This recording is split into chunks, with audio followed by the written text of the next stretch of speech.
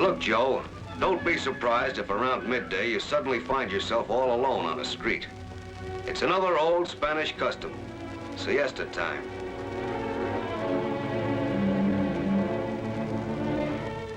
Get set for hot weather. We're right around the equator. March to May is generally the hottest time of the year. The heat is usually sticky, sweaty. But don't kid yourself. Siesta or not, these people know how to work and have plenty of big-time jobs to work at. Lumber, big timber, mahogany, hardwoods. The foothills and mountains on the islands are covered with them. The Japs had their eyes slanted on this stuff, saw it in terms of planes and ships long before we stopped thinking they were just dream boys. But millions of feet of good lumber was deliberately destroyed by the Filipinos before the Japs had a chance to grab it. Sugarcane, thousands of acres under cultivation. The Filipino Sugar Bowl was one of the world's biggest and richest. More than 1 million men and women kept filling it. It went out by boatloads. Coconuts. The Japanese wanted control of this business, too. Know why? Coconut oil makes glycerin. Glycerin makes high explosives. High explosives make supermen. Supermen make war. Rubber. The Philippines have this white gold growing in their backyards.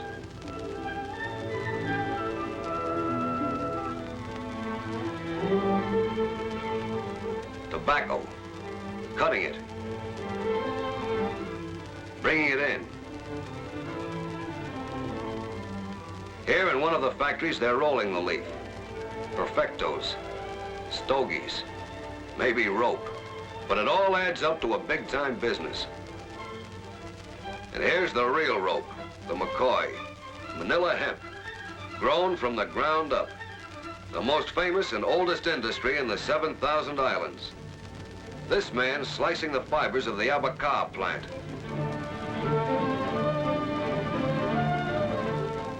Shredding out the long, tough strands.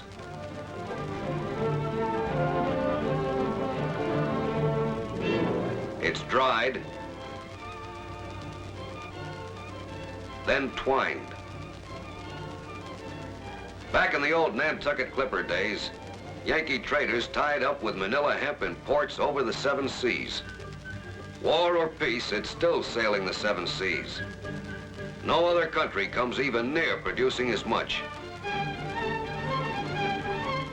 Factories, machines, workers handling every kind of skilled job. The kind of people that can run their own country. The kind of people that want peace in the Far East. But also the kind of people that started learning a new job on the double. A trigger-squeezing job we taught them, while the Japs were landing. The kind of people that went into the hills as guerrillas and fought the Jap army for 2 years because they knew what they wanted, knew what they had to do to get it. The kind of people that got into GI issue and trained in American camps. The kind of people that are marching back with you. The kind of people that idolize this American because he stands for everything we promised and are doing for the Philippines. The kind of people that want their children to grow up, as our kids will grow up, in a world without fascist dictators. Yeah, we're coming back to those 7,000 islands, to those 17 million Americans. This isn't just another movie. Take it from me. These people aren't natives. They aren't beggars. They have cities and farms and industries. They have schools and courts and a constitution. They also have pride and patriotism and self-respect. They love freedom. They'll die for it. They have died for it. Don't throw your money around. For 2 years, the Japs have looted the Philippines, and there's probably very little left in the stores for the 17 millions who live there. Don't get out of line either. For years, the Japs have smeared anti-American propaganda in China, Burma, Malaya, and among the millions of Filipinos. They filled them full of lies about us. Don't give them a chance to broadcast. I told you so. Just one word more. It's a word that covers a lot of ground. It covers 48 states. It covers 7,000 islands. The word is American. The Filipinos are American. Treat them like Americans. And Joe, don't for 1 day, 1 hour, 1 minute, ever forget that last message sent by a GI who saw his starved comrades, Americans and Filipinos, dying around him at Corregidor.